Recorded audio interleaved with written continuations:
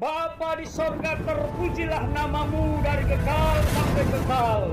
Kiranya channel ini menjangkau banyak jiwa-jiwa untuk kemuliaan namamu. Dan berkatilah setiap orang yang telah mendukung channel ini. Di dalam nama Yesus hambamu berdoa. Amin. Shalom semuanya. Ya, pagi hari ini kita akan mendengarkan kebenaran firman Tuhan yang kita akan baca dalam Kitab Amsal pasal yang ke-10 ayat 7. Demikian bunyinya. Kenangan kepada orang benar mendatangkan berkat, tetapi nama orang fasik menjadi busuk.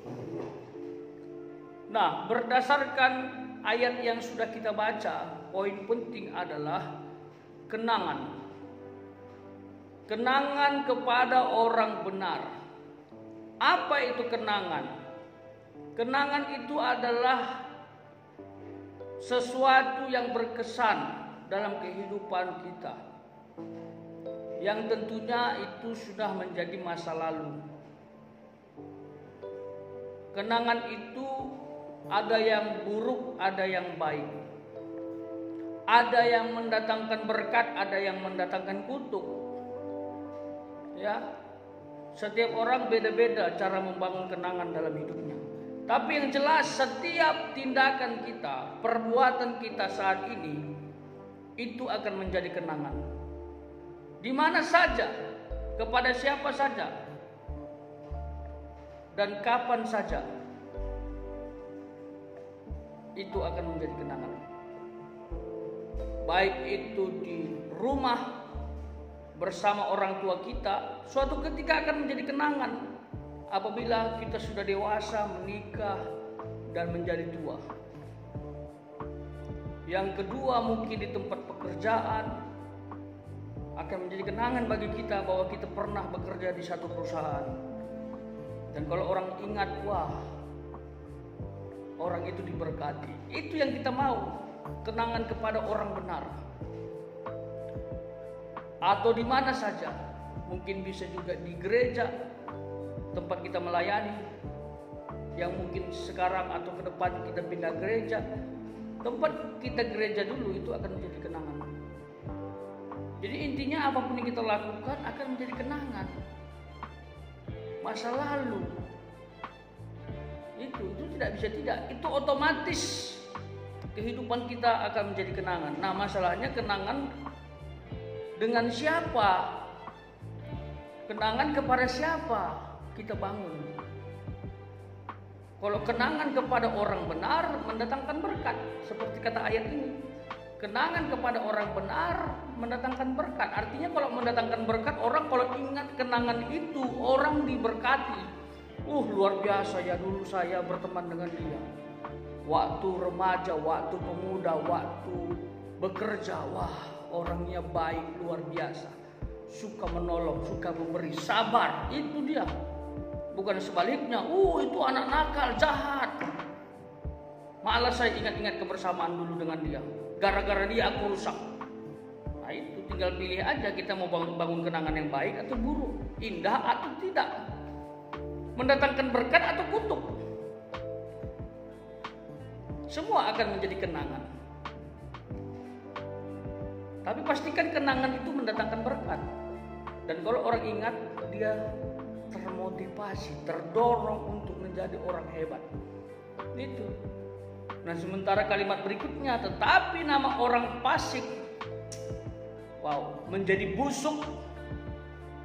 Itu nama orang fasik. Jadi begini, kenangan itu tidak luput dengan yang namanya nama baik. Kenangan itu tidak lepas dari nama baik. Itu. Dan juga tidak lepas dari yang namanya nama buruk. Orang benar, kenangannya mendatangkan berkat. Kalau orang ingat, orang diberkati, senang dan ingin membangun kenangan lagi. Makanya ada orang waktu berteman di SMP, di SMA, waktu sudah bekerja, dia ingin ketemu lagi. Dia berharap kenangan yang pernah dibangunnya, yang indah itu selama sekolah, ingin juga dilakukan dan dialami di tempat kerja.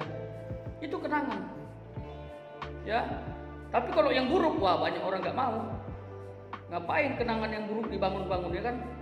Lupakan saja. Itu kalau orang benar. Tapi kalau orang fasik, wah, namanya busuk.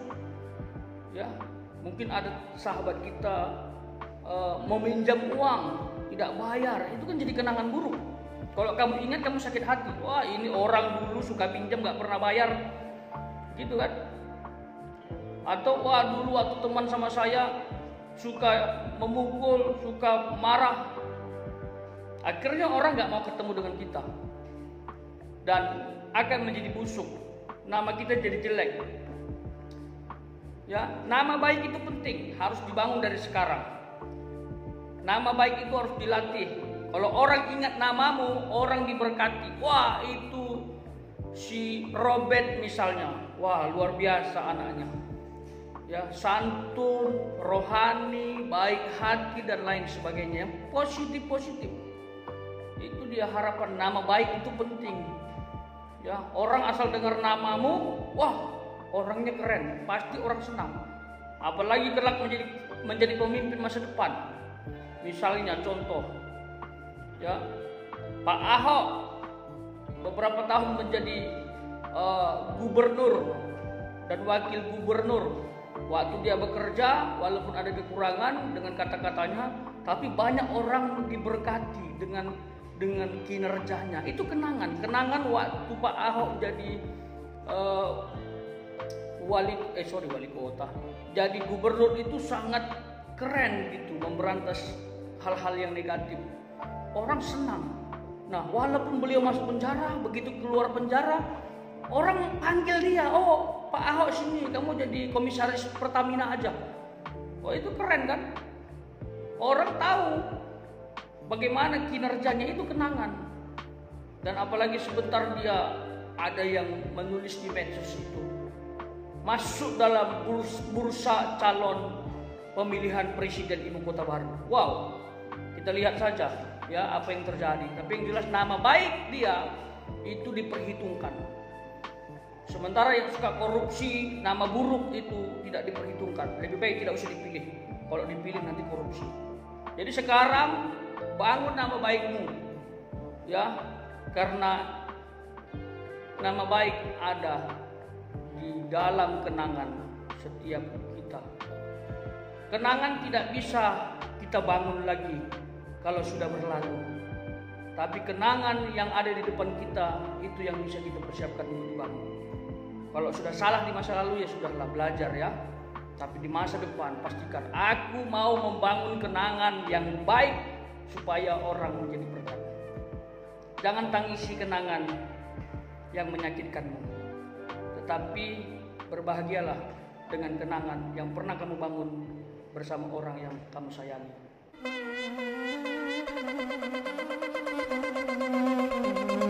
Joy to the world, the Lord is come. Let earth